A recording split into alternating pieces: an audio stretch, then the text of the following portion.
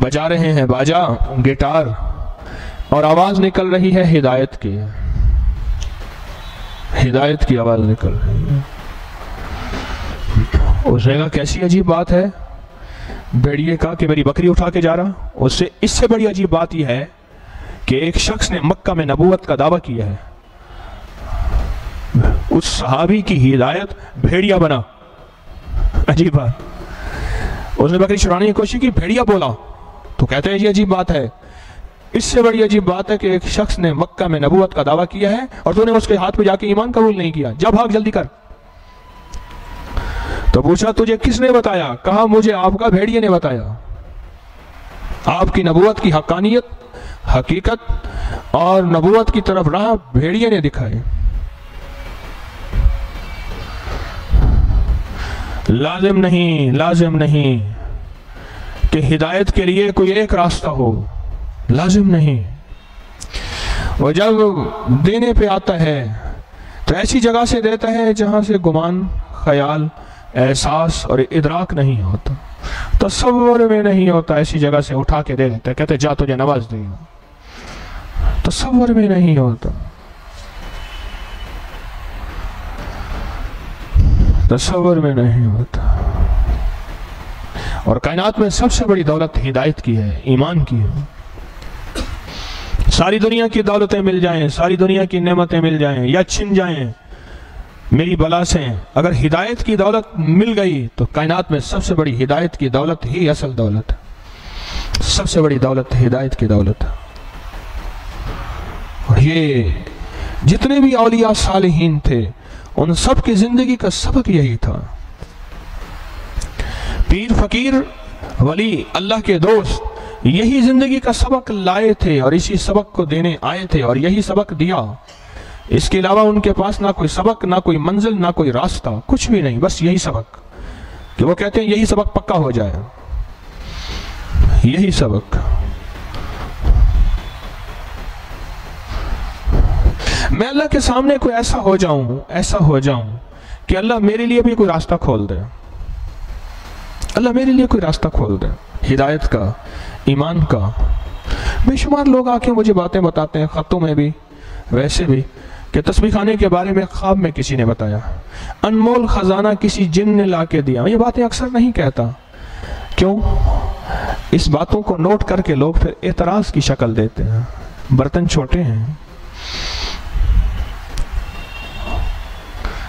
کئی لوگوں کو ہدایت کا ذریعہ کوئی ایسی عجیب و غریب چیزیں بن گئی جو تسبیح خانے میں لانے، بٹھانے اور یہاں سے اللہ کی محبت اور اللہ کی رحمت کے ذریعہ بن گئی، خود خبر ہی نہیں ہے کیسے ذریعہ بن گیا۔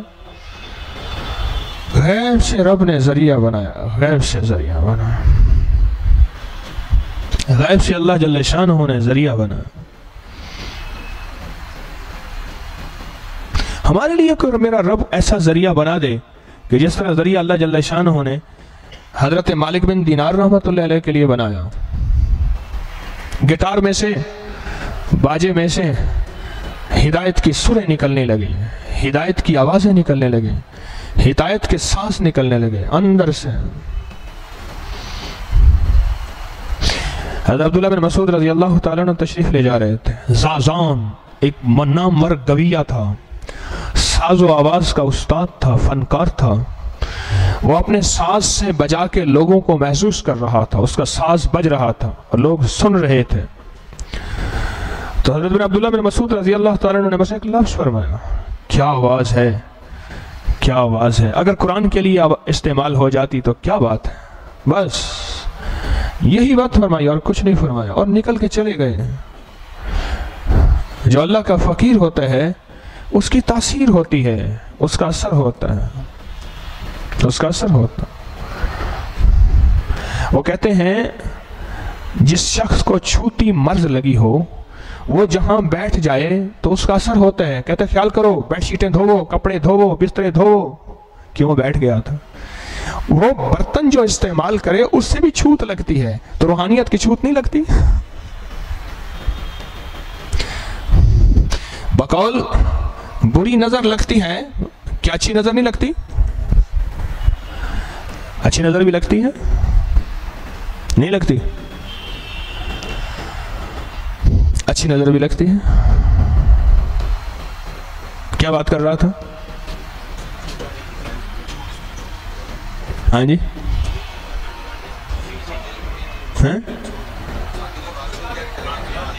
بس عبداللہ بن مسعود رضی اللہ عنہ بات کہہ کے تشریف لے گئے. فقیر کی بات کا اثر تھا، وہاں سے گزرے، ہدایت کی ہوائیں چلا گئے. زازان نے بعد میں پوچھا یہ کون گزرے تھے کچھ لوگوں کے ساتھ؟ وہ تو گانے بجانے میں مصروف تھا. اس نے کہا مدینے والے کے ایک سچے غلام عبداللہ بن مسعود. اچھا وہ گزرے تھے. کیا کہا؟ انہوں نے کہا کہ اگر یہ آواز قرآن پہ لگ جاتی تو کیا اچھا ہوتا. اچھا یہی کہا؟ بس میرے من میں تھی بڑی چاہتیں، میرے دل میں تھی بڑی لذتیں، مگر اس کی لذت عشق نے سبھی لذتوں کو مٹا دیا. بس ایک پل میں ساری زندگی بدل گئی، سارے لمحے بدل گئے، سوچیں اور وجدان جذبے سارے بدل گئے ایک پل کے اندر. اور وہ زازان بہت بڑے محدث بنے، اماموں کے استاد بنے، اولیاء کے استاد بنے، فقہا بزرگان ان کے بڑوں بڑوں کے استاد بنے. استاد وہ آواز پھر وہاں لگی جو آواز جنت میں جا کے گونجی، جو آواز عرش سے جا کے ٹکرائی. خیر کی آواز عرش سے ٹکراتی ہے اور شر کی آواز جہنم سے ٹکراتی ہے. آواز وہاں جا کے ٹکرائی.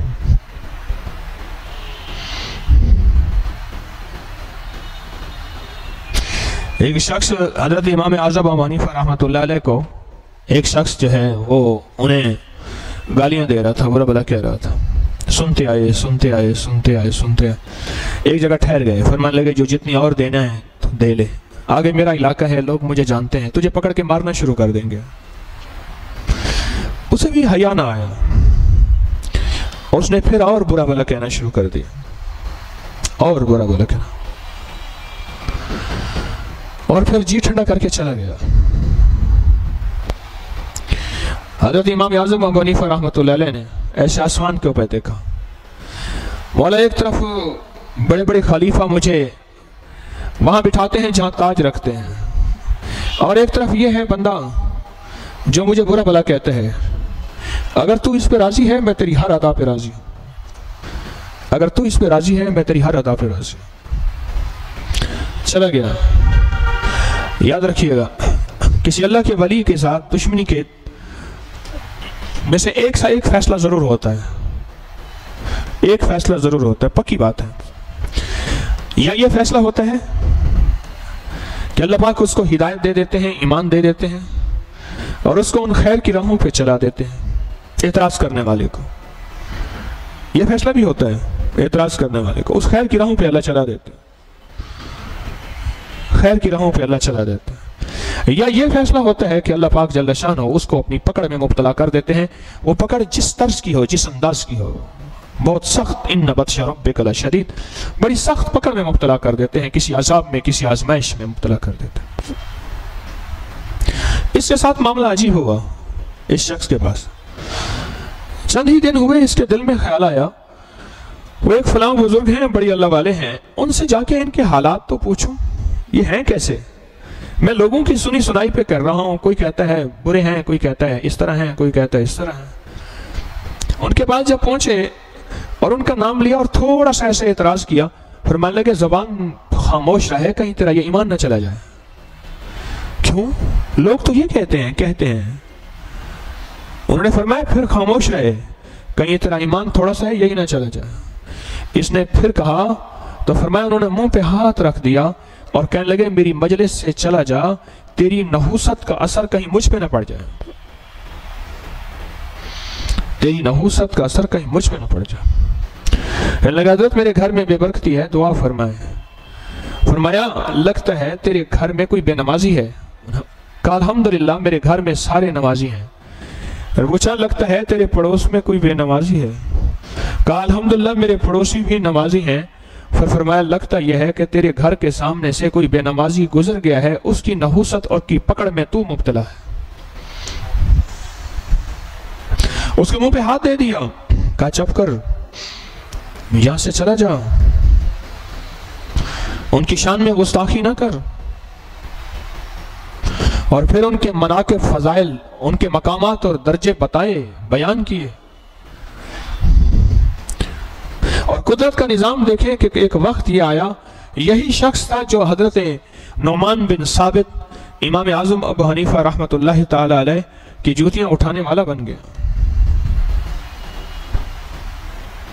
کوئی گھڑی ایسی آئے میرا ساز اور میری آواز مجھے اللہ کی ذات کی طرف متوجہ کر دے، میرے دل کی چاہتیں اور ہوں، میرے دل کی تمنائیں اور ہوں، میں نے دل میں فیصلے بھی اور کیے ہوئے ہوں، میں نے دل میں سوچا بھی اور ہو، پر اللہ جل شانہ کی رحمت واسع کوئی ایسا وقت آئے، کوئی ایسی منزل آئے کہ میرا رب جو ہے مجھے اپنی ذات کی طرف منتخب ایسے کھینچ لے۔ اور یہ کس وقت ہوتا ہے؟ ایک سب سے پہلی چیز میرے رب کا انتخاب ہے، اللہ یجتبی الیہ من یشاء۔ ہم جس وقت جس انداز میں جس کو چاہیں چن لیں، ہمیں کون پوچھ سکتا ہے؟ جس کو چاہیں چن لیں، ہمیں کون پوچھ سکتا ہے؟ اللہ یجتبی الیہ من یشاء، جس وقت جس کو جیسے چاہیں چن لیں، ہمیں کون پوچھ سکتا ہے؟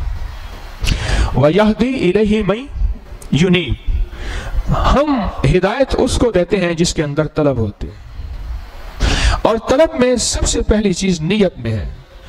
آج میں خدمت والوں سے بات کرتے ہوئے عرض کر رہا تھا، میں نے کہا پڑھو سامنے کیا لکھا ہوا ہے، مرکز روحانیت و عمل لکھا ہوا ہے، لکھا ہوا ہے دیکھیں، روحانیت، روح کے بعد نیت آتی ہے، روح کے بعد نیت آتی ہے۔ اگر روح کا سفر کرنا ہے تو پہلا واسطہ نیت سے پڑے گا، اور اگر اسی فکرے کو ادھر سے پڑھیں تو ادھر سے امن آتا ہے، اور اگر امن کا سفر شروع کرنا ہے، امن میں ایمان ہے، امن میں رب ہے، امن میں مدینے والے کی محبت ہے، اور امن میں اللہ کی ذات کا تعلق ہے، امن میں اہل بیت کا عشق، اولیاء کی محبت، آل رسول، اصحاب رسول کی عظمت ہے۔ اگر ادھر سے شروع کرنا ہے سفر امن سے تو بھی نیت آتی ہے۔ ادھر سے سفر شروع کریں نیت، ادھر سے سفر شروع کریں نیت۔ جو نیت کو محنت کرتے کرتے سنوار گیا، بنا گیا، ایک وقت آتا ہے کہ میرا رب اس کو اپنی محبت کے لیے چن لیتا ہے۔ اس کی مثال یہ ہے کہ ساری زندگی اخلاص پہ محنت کرتا گیا، اخلاص، اخلاص، کیا؟ اللہ میری نیت ٹھیک کر دے، اللہ میرا جذبہ ٹھیک کر دے، اللہ میرا اندر باہر ایک کر دے، مولا میری دو رنگی زندگی کو مجھ سے ہٹا دے، ایک رنگی زندگی عطا فرما دے۔ جو ساری عمر اخلاص پہ محنت کرتا رہا، کرتا رہا، کرتا رہا، کرتا رہا، کس پہ؟ اخلاص پہ، نیت پہ، ساری عمر محنت کرتا رہا، کرتا رہا، کرتا رہا۔ ایک وقت آتا ہے اس نیت کی برکت سے کہ فرمایا آخری وقت میں اس بندے کے ساتھ میرا رب ایک عجیب معاملہ کرے گا۔ پہلے اس کو اخلاص دے گا، یعنی مخلصین میں شامل کرے گا، اور پھر میرا رب اس بندے کو موت دے گا کہ یہ اللہ کے پاس جب جائے گا، ساری عمر کے اس نیت اور جذبے کی وجہ سے اللہ کے پاس جب جائے گا تو مخلصین میں شامل ہوگا۔ لوگ کیا کہتے رہیں، مخلوق تو فنکار ہے اس درجہ کی کہ پل میں سنگ درے کعبہ سے بھی اسنام تراشے، تو کون ہے کیا ہے تیرا داغے کعبہ بھی، لوگوں نے تو مریم پہ بھی الزام تراشے۔ مخلوق تجھے جو کہتی رہے، پر تو اگر ساری عمر اخلاص، اپنی نیت کو ٹھیک کرنے کی کوشش کرتا رہا، کرتا رہا، کرتا رہا، کرتا رہا، اس اخلاص کے صلے میں رب کریم تجھے جو نعمت عطا فرمائے گا، وہ نعمت یہ ہوگی کہ آخری وقت میں فرشتے کی ڈیوٹی ہے، پہلے اس کو میرے مخلصین میں شامل کر، پھر میرے پاس لے آ۔ یہ اخلاص کی برکت ہے، یہ اخلاص کی برکت ہے، یہ اخلاص کی برکت ہے۔ نیت رب تک پہنچانے میں بہت بڑا مقام اور بہت بڑی سیڑھی ہے۔ وہ میری خدمت کوئی نوکری ہے یا اللہ کی ذات تعلق ہے، نیت اس کا بڑا دخل ہے، بہت دخل ہے، نیت کا بڑا دخل ہے ہماری زندگیوں میں، ہماری زندگیوں نیت کا بہت بڑا دخل ہے۔ اگر ہم ہر پل اپنی نیت اور اپنے جذبے پہ نظر رکھیں، میں بھی آپ بھی، تو رب بڑا کریم ہے، عجیب فیصلے کر دیتے ہیں۔ بعض اوقات ضروری نہیں کہ ارب پتی ہو جائیں گے، ضروری نہیں کروڑ پتی ہو جائیں گے، لیکن اللہ پاک اس نیت کے بدلے میں بعض اوقات اسی وقت صلہ دیتا ہے، اور بعض اوقات اس نیت کے صلے میں میرا رب نسلوں کو نوازتا ہے اور نسلوں کو عطا کرتا ہے، اور نسلوں کو تمنگری، مال، دولت، عزت، وقار اور سر بلندیاں دیتا ہے، اس نیت کے اصلاح کے جذبے پہ ہر وقت نظر رکھنے سے۔ میں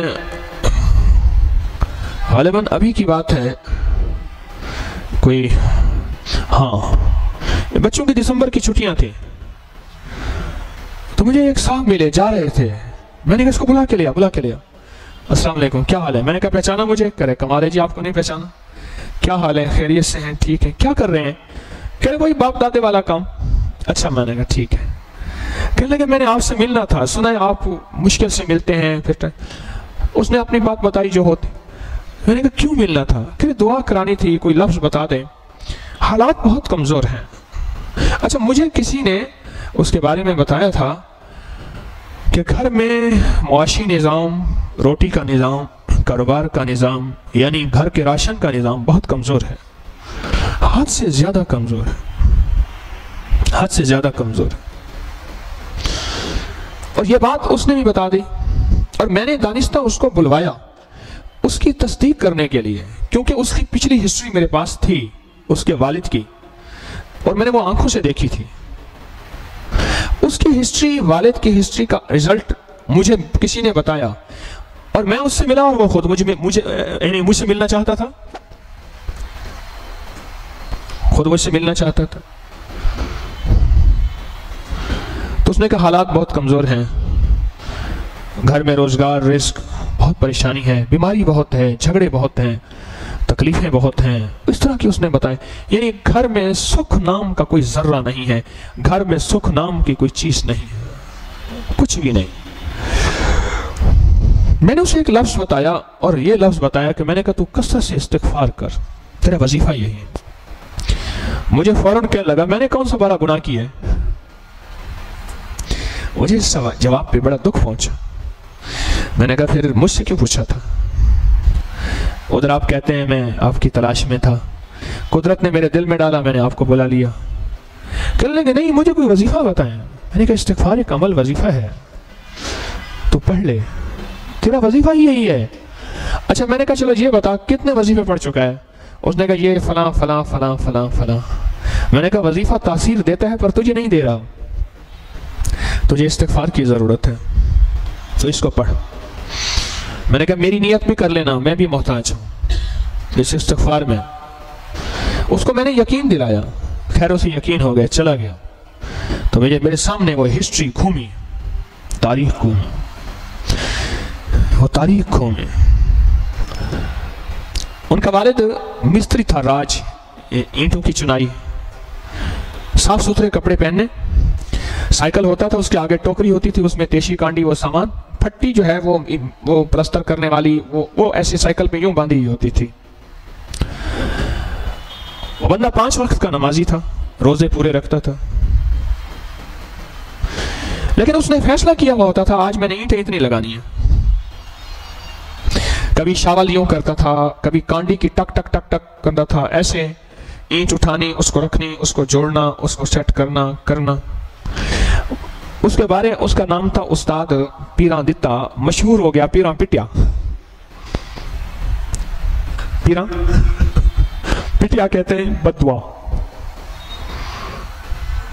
ایک جس کو تجربہ نہیں ہوتا تھا، اکثر لوگ نہیں بلاتے تھے، تجربہ نہیں ہوتا تھا، تو وہ دو دن کے بعد کہتے تھے استاد جی پیسے مک گئے، ابھی پیسے ختم ہو گئے، پھر آپ کو بلائیں گے، پھر بلائیں۔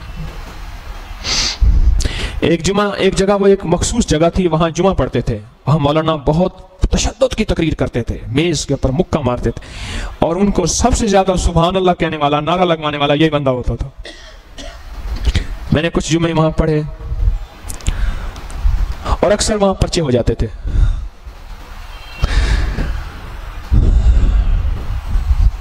اکثر وہاں، اور اس بندے نے نیت کی ہوئی تھی کہ میں نے اینٹیں اتنی لگانی ہیں، صاف ستھرے کپڑے پہننے، لاچا پہننا۔ آج کا نوجوان مجھے بتائے لاچا کسے کہتے ہیں؟ کسے کہتے لاچا؟ نہیں پتا، پتہ ہی نہیں لاچا کسے کہتے ہیں۔ وہ پہننا، اور اس کے بعد صاف ستھرا رہنا۔ پر زندگی میں کچھ چیزیں ایسی ہوتی ہیں جو زندگی کے فیصلے کروا رہی ہوتی ہیں، اپنی زندگی گزار کے اس دنیا سے چلا گیا بندہ، اللہ کے ہاں کون ہے؟ یقیناً جنت میں ہے، ہمارے دل میں ہے، سب کے لیے جنتی ہونا ہے، لیکن کچھ دنیا کے فیصلے دنیا میں ہوتے ہیں۔ ظہر الفساد فی البر والبحر بما کسبت ایدی الناس، غربت اپنی نسلوں کے لیے چھوڑ گیا، تنگ دستی اپنی نسلوں کے لیے چھوڑ گیا، فقیری اپنی نسلوں کے لیے چھوڑ گیا، بے برکتی اپنی نسلوں کے لیے چھوڑ گیا، شر اپنی نسلوں کے لیے، بیماریاں اپنی نسلوں کے لیے، تنگ دستیاں اپنی نسلوں کے لیے، حالات اپنی نسلوں کے لیے، پریشانیاں اپنی نسلوں کے لیے چھوڑ گیا اور دنیا سے چلا گیا۔ نیت کا زندگی پہ اثر ہے، نیت ٹریول کرتی ہے، سفر کرتی ہے، پل میں برکت ہٹ جاتی ہے، پل میں برکت اٹھ جاتی ہے۔ بادشاہ شکار سے واپس آیا، کہیں گھوم گیا، بھٹک گیا، پیاسا تھا، ایک باغ میں پہنچا، انار کا باغ تھا، کہنے لگا پانی پلا دو، سخی تھا انار والا، اس نے انار کیا، توڑا، نچوڑا تو گلاس بھر گیا، پیالہ بھر گیا۔ بادشاہ کہنے لگا اتنا رس ایک انار سے اتنا پیالہ، اور میری حدود اور مملکت میں ہے، میری ریاست میں ہے، اور اس پہ ٹیکس نہیں لگایا، ٹیکس نہیں لگایا۔ بس یہ نیت کی، پیاس لگی، کہا دوسرا پیالہ دے دیں، اس نے 2-3 انار کر کے دوسرا پیالہ بھرا، ایک انار سے نہ ہوا، حیران یہ کیا ہوا، وہ بھی کوئی جہاں دیدہ درویش تھا، فقیر تھا، وہ کہنے لگا جی، اسے پتہ نہیں تھا یہی بادشاہ ہے، کہنے لگا لگتا ہے کہ وقت کے بادشاہ کی نیت بدل گئی، وقت کے بادشاہ کی نیت بدل گئی، وقت کے بادشاہ کی نیت بدل گئی۔ نیتوں کا زندگی پہ اثر ہے، اور روح کی ساری منزلیں نیت سے طے ہوتی ہیں، ساری نیت سے طے ہوتی ہیں، نیت سے طے ہوتی ہیں۔ ہماری نیت ایسی، اور ہر وقت ٹٹولتے رہیں، میں بھی آپ بھی، اور کمی کہیں ہو جائے تو ہمارے پاس اللہ نے استغفار دیا ہے۔ میں نے استغفار اس لیے کہا تھا استغفار کر، کہ پیچھے نسلوں میں تیرے ساتھ برکت نہیں ہے، استغفار کر۔ اس کے لیے اللہ نے ہمیں استغفار دیا ہے، توبہ دی ہے، ندامت دی ہے کہ مولا جو تیرے فیصلے تھے واپس لے لے، تو کرنے میں بھی طاقتور ہے، تو واپس بھی لے لے، لوح محفوظ کا لکھا بھی تیرا ہے، تو چاہے خود ہی مٹا دے، لوح محفوظ کا لکھا بھی تیرا ہے، تو اس کو خود مٹا دے، تیرے لیے کون سی دے، تو کریم ہے، تو کریم ہے، تو کریم ہے، تو خود ہی مٹا دے۔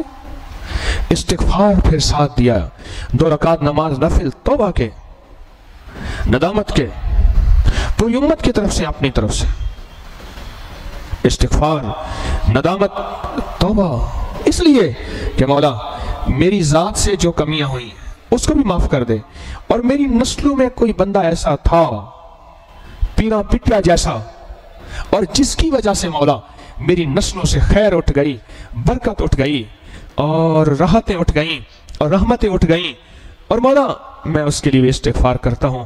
ایک تیرا عدل ہے، ٹھیک، ایک تیرا احسان ہے، ان اللہ یامر بالعدل والاحسان، مولا ایک تیرا عدل ہے اور ایک تیرا فضل ہے، تو سخی مجھے احسان چاہیے اور فضل چاہیے، عدل نہیں چاہیے۔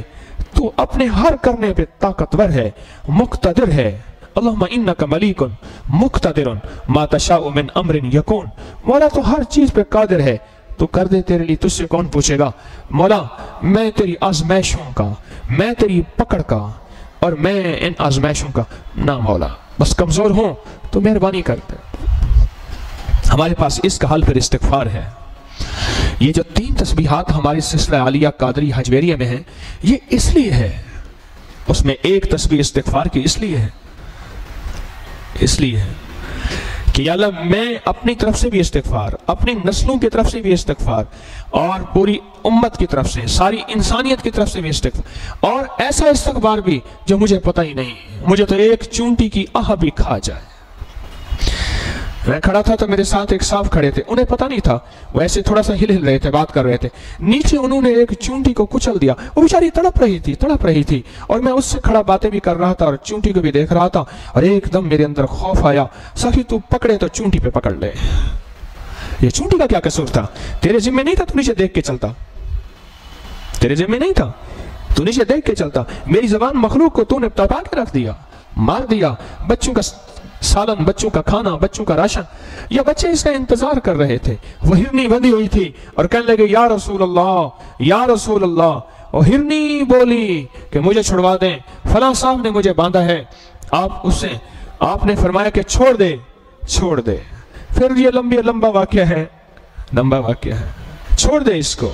اس کے بچے، اور حتیٰ کہ اس نے کہا جی چلو میں نہیں چھوڑتا، انہوں نے کہا چلو ایسا کریں، اسے کہیں کہ مجھے چھوڑ دے، میں بچوں کو دودھ پلا کے پھر آ جاؤں گے۔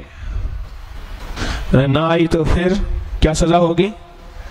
بولے مجھے وہ سزا دیجیے گا جو ٹیکس لینے والے کو سزا دیتے ہیں۔ ہرنی کہنے لگے اگر میں نہ آئی، اس سے ڈیل ہوئی نا، جس بندے نے ہرنی پکڑ کے باندھی ہوئی تھی اس سے ڈیل ہوئی، اس کو چھوڑ دے۔ اس نے میں نے پکڑی ہے، کہنے لگے میرے بچوں کو دودھ پلانا ہے۔ اس نے مدینے والے کو پکارا، آقا نے فرمایا چھوڑ دے۔ اس نے کہا جی آپ کا حکم ہے، اس کو چھوڑ دیتا ہوں، یہ واپس آ جائے، اور میں دودھ پلا کے واپس آ جاؤں گی۔ اگر نہ آئی پھر کیا سزا ہوگی؟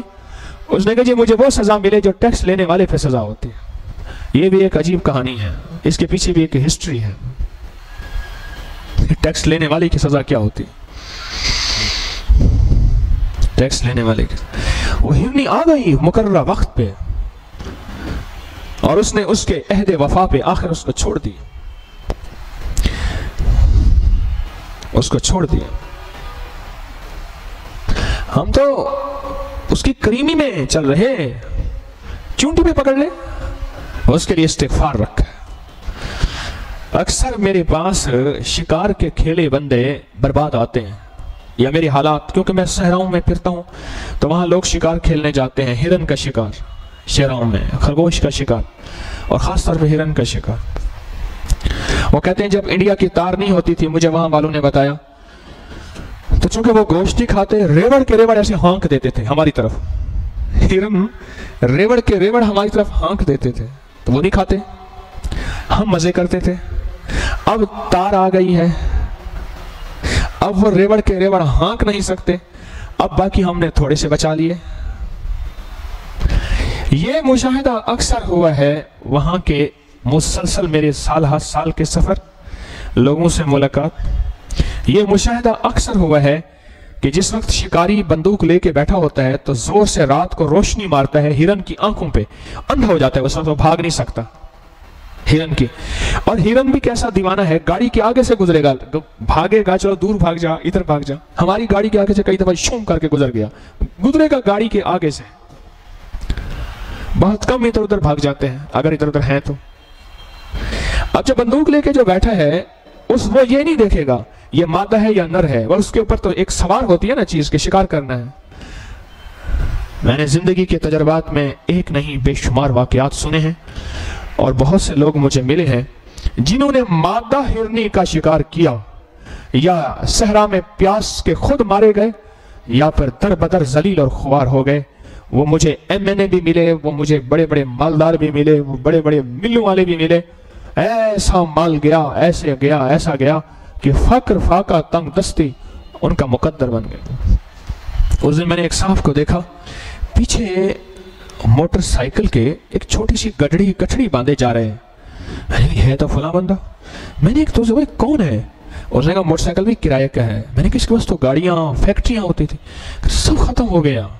اس دن کرایہ کے موٹر سائیکل پہ ایک بندے نے تھپڑ مار کے کرایہ کا موٹر سائیکل چھین لیا، اتنے پیسے دینے ہیں۔ اس نے سمجھا شاید اس کا اپنا ہے، وہ تو کرایہ کا موٹر سائیکل تھا، عزت بھرم رکھنے کے لیے۔ کہنے لگا پہلے کچھ عرصہ کرایہ کی گاڑی چلاتا رہا، اب اس کے پیسے نہیں، اب کرایہ کی موٹر سائیکل، اور یہ پیچھے آٹا ہے، تازہ آٹا لے کے جا رہا ہے۔ اور کہا یہ وہ تھا جو بیٹھے بیٹھے 50,000 روپے اس کو دے دو، لاکھ اس کو دے دو، بس اس کو شکار کھا گیا۔ کوئی ہرنیاں اس نے ماری ہیں، ان کی آہیں عرشوں کو جا کے چھوئی ہیں۔ وہ ہرنی کھڑی تھی آقا کی بارگاہ میں، سلام عرض کیا اور عرض کیا یا رسول اللہ، ہمیں تو استغفار بچا سکتا ہے۔ نستغفرک و نتوب الیک، استغفر اللہ الذی لا الہ الا هو الحی القیوم واتوب الیہ رب اغفر ورحم، یہ استغفار ہے۔ وانت خیر الراحمین، ہمیں تو استغفار بچا سکتا ہے۔ ہم تو چونٹی کا جواب نہیں دے سکتے، دے سکتے؟ ہم تو چونٹی کا جواب نہیں دے سکتے۔ نہیں دے سکتے، بالکل نہیں دے سکتے، نہیں دے سکتے۔ اچانک ایک واقعہ یاد آیا،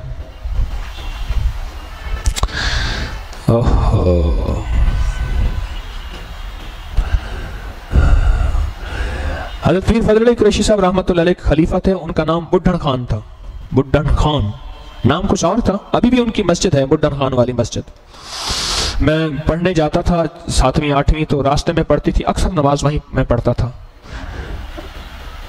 مغرب کی نماز اکثر وہیں آتی تھی، میں پڑھنے جاتا تھا، کتابوں کا بستہ میرے ہاتھ میں ہوتا تھا، تو مغرب کا وقت ہوتا میں بڈھن خان والی مسجد میں نماز پڑھتا تھا۔ استاد کے ہاں سے چھٹی ملتی تھی تو وہاں مغرب کی نماز بڈھن خان والی مسجد۔ بڈھن خان تھے بڑے اللہ والے کے، صحبت یافتہ تھے، نیک تھے۔ تو یہ کسی کے گھر تشریف لے گئے، حضرت ہمارے گھر تشریف لائیں، دعا فرمائیں، کچھ لنگر بھی، کچھ حضرت تشریف لے گئے۔ جب گھر میں گئے نا، گھر میں گئے تو جا کے ایسے ایک دم ایسے دیکھا، فرمانے لگا فقیرو بس تم میرے لیے دعا کر دینا، میں تمہارے لیے دعا کر دوں گا۔ واپسی حضرت خیریت تو ہے؟ کیا ہوا؟ کہنے لگے میں آپ کے گھر میں کوئی بد دعائیں دیکھ رہا ہوں، ایسے سایہ کیے ہوئے ہیں اور کسی وقت بھی ٹوٹ سکتی ہیں، کیا پتا میں بیٹھوں اور ابھی ٹوٹ جائیں، میں بیٹھوں ابھی ٹوٹ جائیں، وہ تو کچھ نہیں چھوڑیں گے۔ حضرت ہمارے گھر میں کوئی ایسی وبا بلا، کوئی گناہ کچھ بھی نہیں۔ کہنے لگا فقیروں مجھے پتہ نہیں، بس گھبرا گئے، واپس چلے آئے۔ اب یہ پریشان کہ ہمارے گھر میں ایسی کون سی چیز ہے جس کی وجہ سے درویش جو ہے وہ چلا گیا، روئے، اللہ کی رحمت آئی، برکت آئی، ہمارے گھر سے چلی۔ کچھ عرصے کے بعد ان کے گھر تشریف لے گئے، حضرت سے پوچھا، حضرت مسجد میں ہوتے تھے، وہ مسجد ان کے گھر کے ساتھ تھی تو اس کا نام بھی بڈھن خان والی مسجد پڑ گیا، ابھی بھی اسی کا نام وہی ہے۔ تو پوچھا، من لگے بھائی میں خود ہی پریشان تھا کہ یہ نحوست، یہ بد دعا، یہ چیز کیا تھی؟